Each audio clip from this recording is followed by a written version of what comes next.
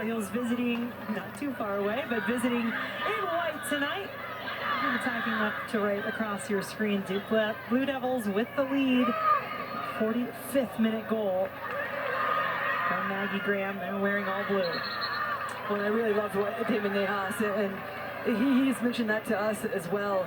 Play with emotion, but don't get emotional about it. And really what that means is, yes, you want to press, you want to be excited, enjoy the atmosphere, play freely, but then also, what is your reaction if things aren't going your way? What is the reaction if they are? And just can you be composed, play within yourself in important moments, especially as they get tense and they take the most of it. So the reaction in this second half is going to be incredibly important for North Carolina to be able to steal one back, but then also just help shift the momentum for this young team, because ball bounces in the box. Devin Lynch chases it down for Duke.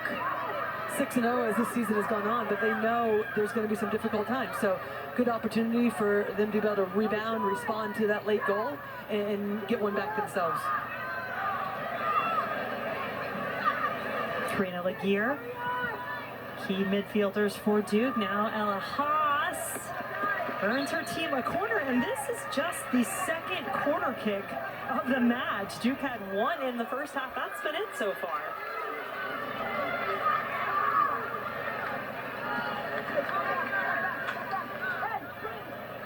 Hannah Bibar, graduate transfer from Harvard. Expecting some big things from her this year in Durham. There's the service toward the back post, headed, but not on target. Well, I like that service. It has enough pace on it. Whipped in enough to be able to find the back post, and Duke trying to rise above. Just couldn't really generate enough power.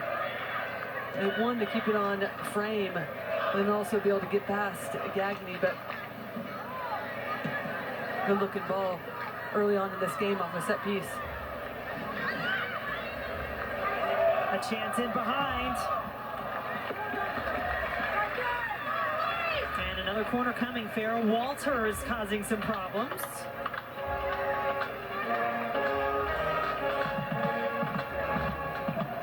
Robbie Church telling us at halftime he wanted to see his team get back to that intensity that they came out with in this match.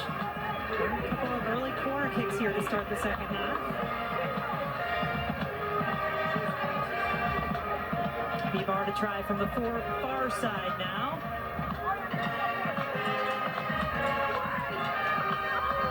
Headed away initially by North Carolina.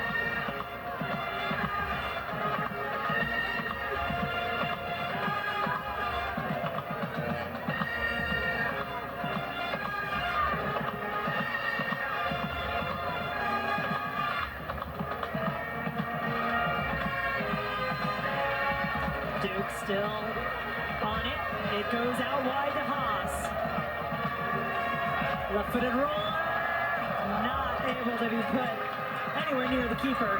Too bad. Beautiful build-up.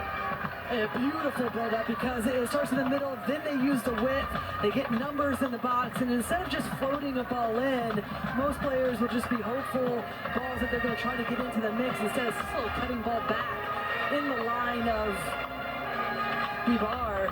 Almost slices through it, allows it to come across her body. The momentum of the ball taking away as she comes through it, sending it wide. But I love that build up. Get the runners going forward, cutting ball back. Those two transfers have been key. Robbie Church has talked about that. Ella Haas, all Big Ten selection out of Northwestern. Played that ball in to Hannah Bibar, the transfer from Harvard.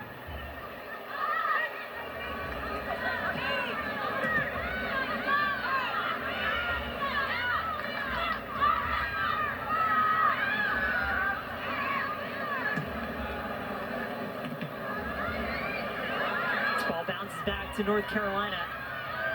Olmark, a player you said you wanted to see more on it for the Tar Heels, if they're to get some better offensive looks this half. Well, and if Duke is going to play those long balls, then they have to be ready and be able to win the first and then the second, because otherwise you're going to be stretched, and that's where Olmark will be able to float in between the lines, get faced up, and run at the back line of Duke.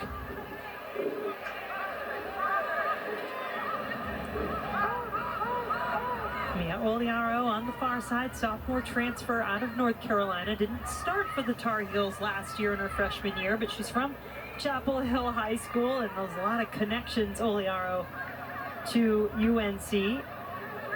Her dad, UNC Associate Director of Sports Medicine. They're changing colors, Oliaro, this year.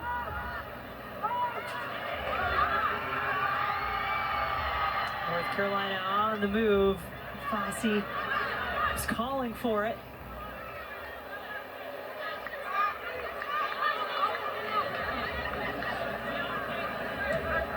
Elgin gets it back on the far side of that back line for North Carolina. Now it's at the feet of the Blue Devils. Vibar Laguerre dictating things in the middle.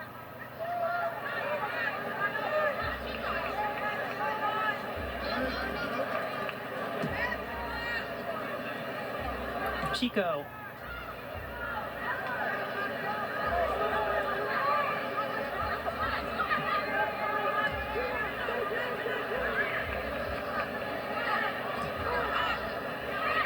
When the play slows like this, how does Duke break out of it? Well, I don't think you need to break out of it. Utilize that to your advantage. And have players close by. They're working it really well. Laguerre takes the shot in the end. No, just a bit of a half chance there for Laguerre, but takes it really well, gets all of it. But I think there's moments where both of these teams are going to look to slow things down, almost try to lull each other to sleep defensively, and then they'll look to go quickly. And it's very much what we just saw. Armstrong been really good defensively, aggressive with her approach, just wiggles her way out of pressure there. A bit risky, but showing her ability on the ball and not afraid to help build out of the back for this UNC side. But for this Duke team, they have experience, they have players that are tidy on the ball, they're good in tight spaces, so why not use that in this formation? It allows your starting positions to be higher up the field, so you can slowly move the ball around, be patient, and then look to go. You see a player down on that far side for North Carolina. Looks like it's Emerson Elgin, the player who's down. She went down briefly in the first half as well at one point. And both of these teams right now, just with some of the injuries that they have, are thin on the back line.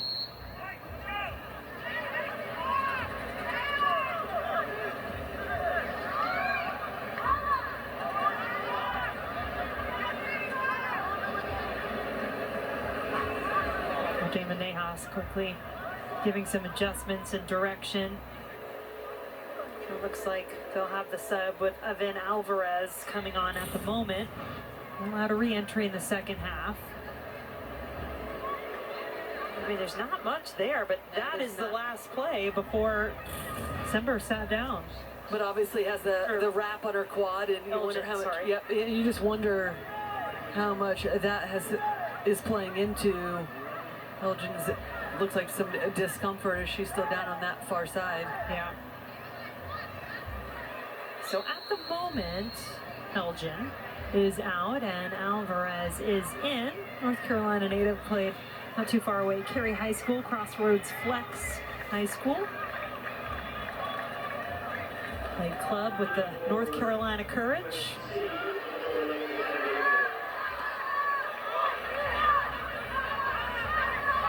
We'll see how much that substitution affects North Carolina, because Elgin, obviously their most experienced player, is only returning starter from last season, but then also just what she gives them, the pace, the ability to get up and down on that left-hand side to also join into the attack, and then that provides some nuance to the way that they want to play, because Bella Sember, who's typically played in that left wing position, she can tuck in where she's more comfortable. So we'll see if Alvarez on that far side actually can cover the same amount of ground, and he'll be able to do some of the work offensively as well. And Duke attacking that space where Elgin vacated and earning themselves another corner. Third of this second half, fourth of the match for Duke. North Carolina has yet to earn one. Well, and one of the things that Duke has done so well is use the wide areas.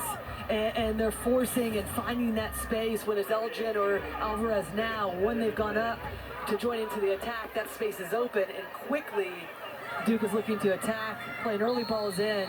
That's forcing these corner kicks.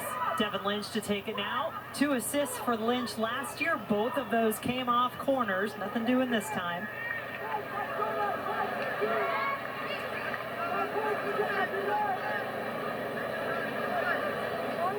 I'd seen Hannah Bibar taking those corner kicks prior to that attempt from Lynch.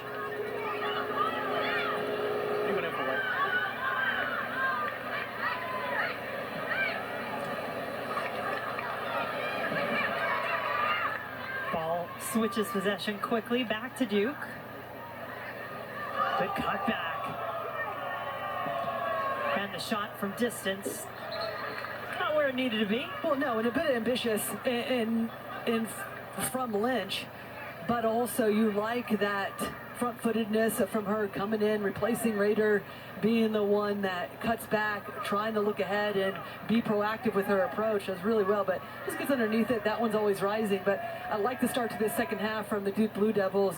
Been on the front foot, much like they started in the first, have forced North Carolina really pinned into their own defensive half, and I think that's the question. You asked me, how does Duke get out of some of the slower possession, but how does North Carolina adjust now? We saw some of the adjustments. We heard Damon Nahas say that, of bringing an attacker back to help with the box in the midfield against this Duke team, but now how can they shift momentum, regain some of the possession, and generate more in the way of the attack? Starts with putting in a big tackle, and players starting to step up and make adjustments with their defensive approach by gaining some ground defensively.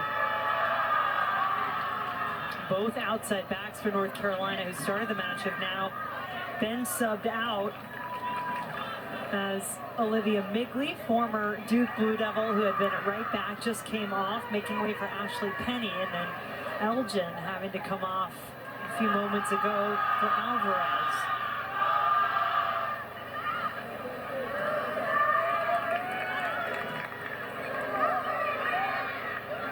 Nagai.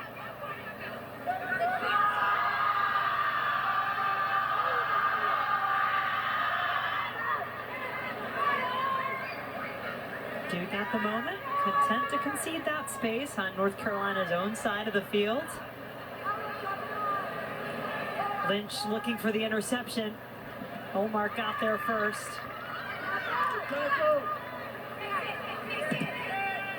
One ball over the top, but right to Duke.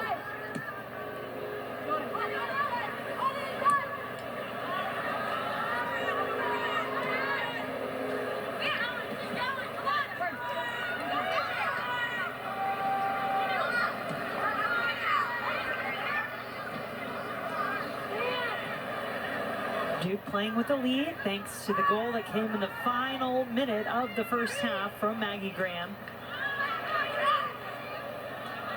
Lynch. Duke trying to take down their rivals, North Carolina, for the first time ever on their home field.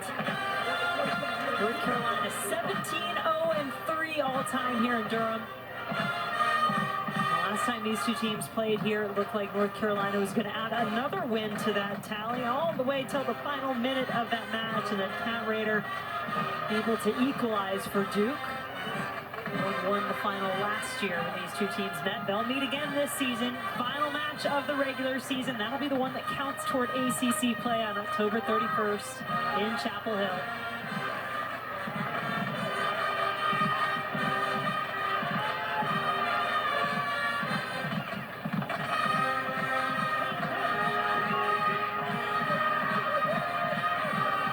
Carolina picked 8th in the United Soccer Coaches preseason poll. They've moved themselves up to number 2. That's 6-0 record so far.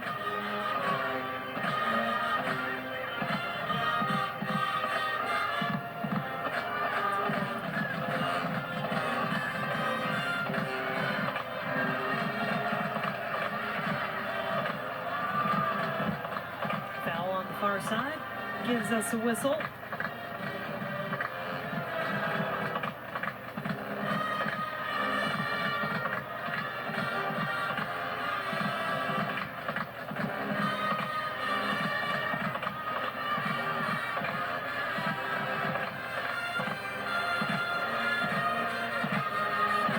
Lynch. Starting the second half in place of the injured Cat Raider. Went down in the first half with about 20 minutes to go.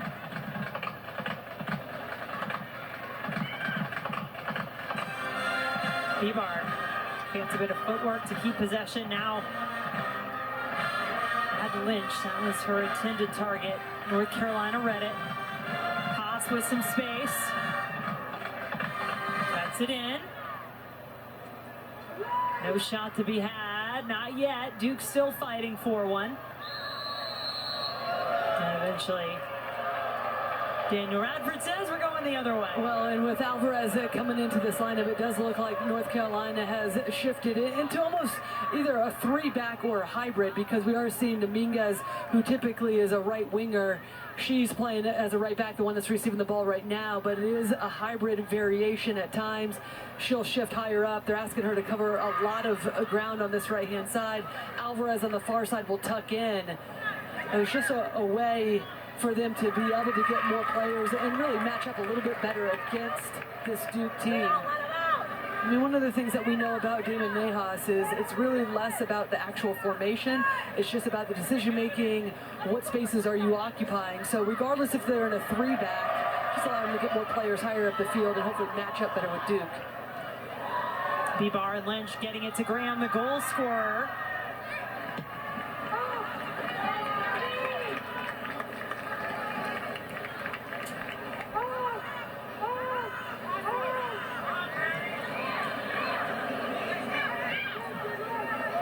Over the top. Walters is there, but so too is North Carolina. And the Tar Heels find some way to transition into the attack. Oh,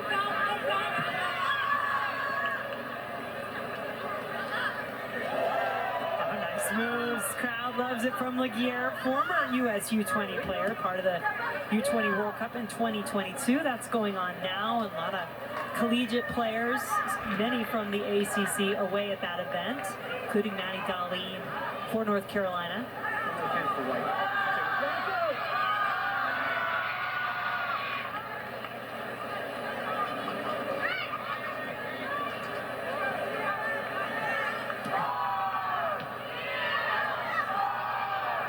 Omar. North Carolina.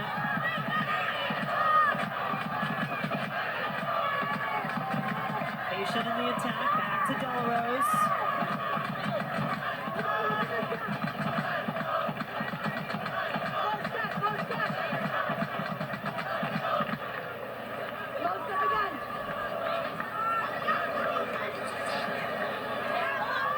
Penny.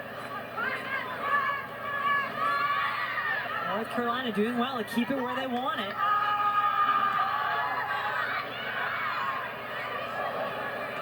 Armstrong, and she's Savvy King-esque in the back with her confidence in the way she plays. And tidy with the ball, and understands when to take space and step up. And here's a bit more of that hybrid formation that we were talking about. Gaetano, Alvarez, and Armstrong creating that three-back. And what that's doing is allowing them to have wing-backs as well to go directly up against the wing-backs for the Duke Blue Devils.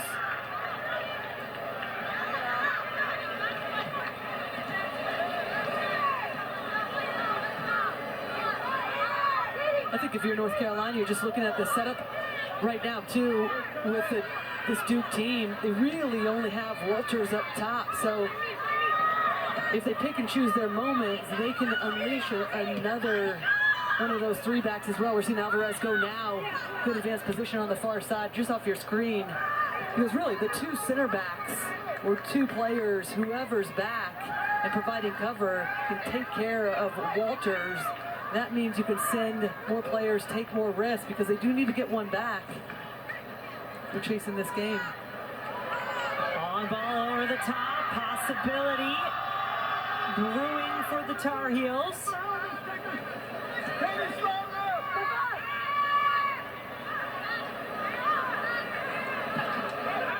The initial threat contained. Big ball from Gattino. but in the end, out of play. Both teams looking to make a change on the whistle.